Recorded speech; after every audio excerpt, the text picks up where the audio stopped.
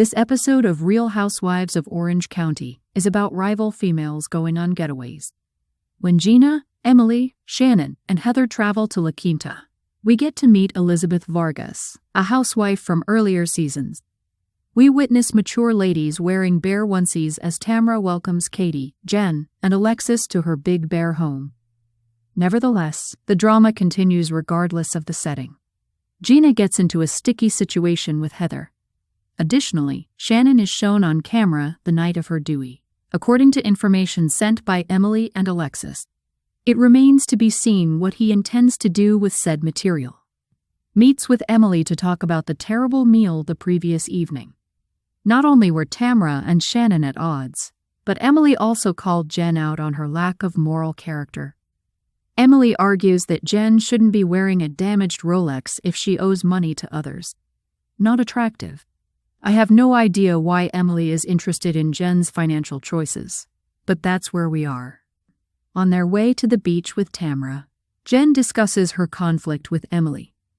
Jen feels horrified that Emily would imply that she owes others money and wonders whether Emily is just amused by this. In addition, Jen informs Tamra that Gina mentioned how Tamra has negatively altered Emily. Undoubtedly, Gina will pay a price for this. Meanwhile, hungover from the previous night, Gina goes shopping with Katie. Although Gina has apologized for the Heather paparazzi incident, Katie is becoming a little tired of their connection.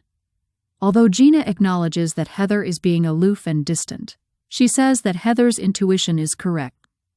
Although Heather will not allow Gina to use this Travis situation as a justification for her bad friend conduct, she does let Emily know that she feels deceived by Gina and that she has many concerns. When Shannon gets to Gina and Katie, she tells them she received a second letter saying she owes John $75,000 plus legal costs. Additionally, this indicates that Alexis is currently parties to 2 cases against Shannon. In addition, Tamra is sick of Shannon's justifications, while Shannon is unclear of her relationship status with Tamra following the previous evening. Shannon presents himself as the victim, in Tamra's opinion. You know I have the listing to Elizabeth Vargas's house in La Quinta, and so Gina is using this as a getaway for Shan and to check on the house, Gina blurts out upon noticing Shannon's exhausted expression. Katie starts the big divide by telling Gina and Shannon that she can't make it since she's heading to Tamra's in Big Bear.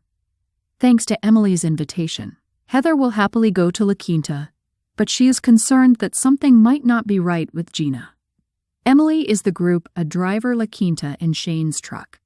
Shannon has brought a large pot of chili, and Heather has brought a little barbecue of her own. It's a bit late for that, Gina says, adding that she doesn't want the girls to spoil all she worked so hard to prepare. I'm glad to see that everyone followed Shane's rule about not eating in the vehicle, and Heather seems fine with being in the rear, further away from Gina. Hi, Jack in the Box. Group B for Big Bear is engulfed in an Alexis information overload over Johnny J. as they board Tamra's truck for the journey. Imagine Sheena discussing Rob hanging a TV. You comprehend.